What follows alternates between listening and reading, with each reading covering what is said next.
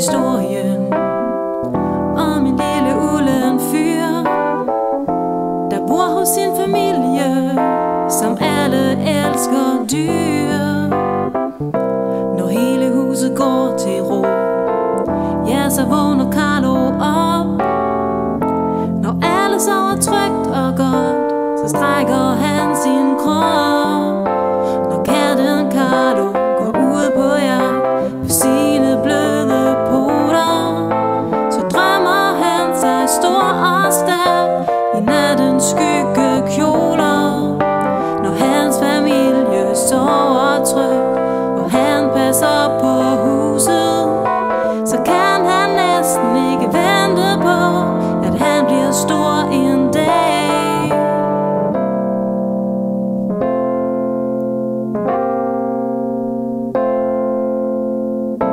Når katten Carlo lister rundt og er på musejagt i ly af nattens mørke, er han på vagt, mens Carlo lister ind på byttet et lille vissent blad.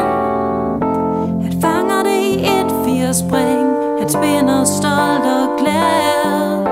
Når katten Carlo går ud på jagt på sine bløde poter, så drømmer han sig stor og stærk i nattens skyggekjoler.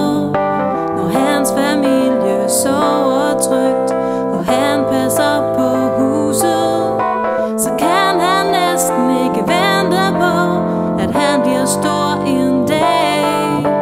Når katten Carlo går ud på jagt på sine bløde poter, så drømmer han sig stor og stærk